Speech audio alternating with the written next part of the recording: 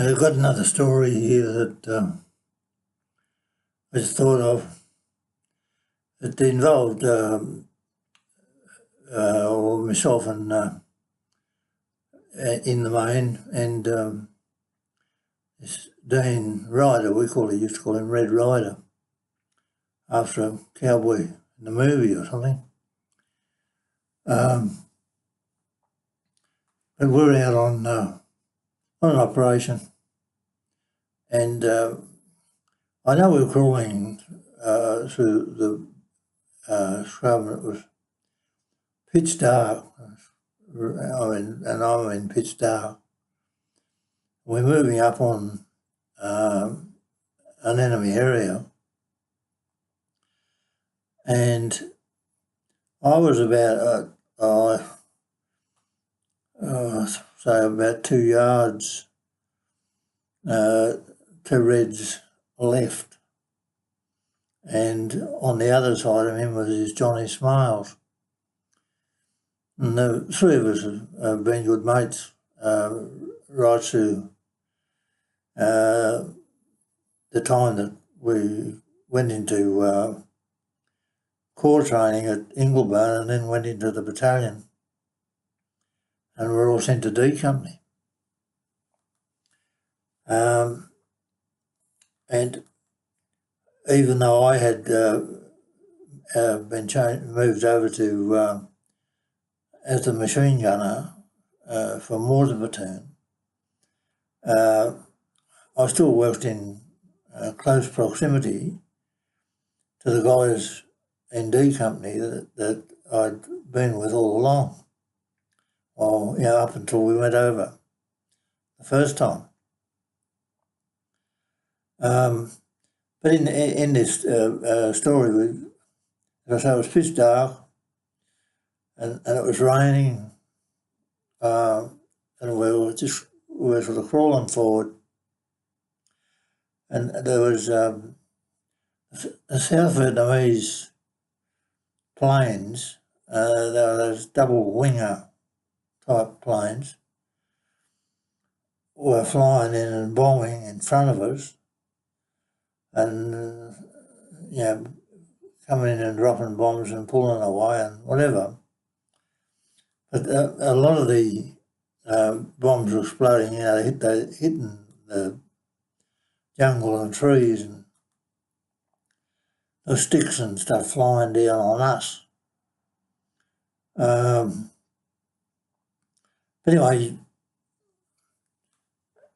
we're moving along, and then Red let this yell out of him and said, "I've been hit, Berkey." And I said, "Where?"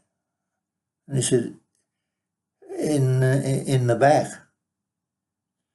And I thought, oh, geez, I honestly, I couldn't see how he could get hit in the back, but because we were crawling, but anything's possible. So I crawled over to him, and he was moaning and whinging and going on.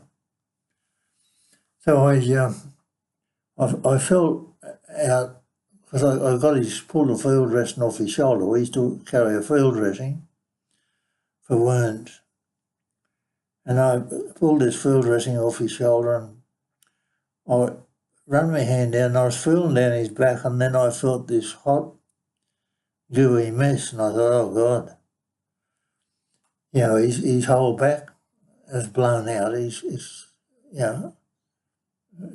had it. But anyway, I told him everything was great, no problems. I called Johnny Smiles, and I just see you there, Johnny, yeah. And I said, get over here, I said, and get a ground sheet and put it over me. I've got to have a look, get this field dressing on Red. So Smiles, he got a ground sheet out, and I lit a match to have a look at how bad the wound was and exactly where it was. and there was it was hot mud, a lump of hot mud from the explosions had come down and landed on him, middle of his back. And of course he thought he'd been hit. But I said to him then, I said, well, you know, I said, it's only bloody mud. I said, you're not hit at all. And I scraped a handful of it round and showed it to him. And anyway, he settled down. But again, it wasn't funny at the time. But, you know, we had a bit of a laugh about it after. We're in a dangerous situation when it happened. But, I mean, it all turned out fine. But anyway, I'll leave it at that. I will go on and just mention that I introduced Johnny to read Ryder up at Singleton. Johnny was doing concrete work up there, and I went up there with him one day, and of course Red never done a second trip. He stayed on as an instructor for recruits at Singleton. And as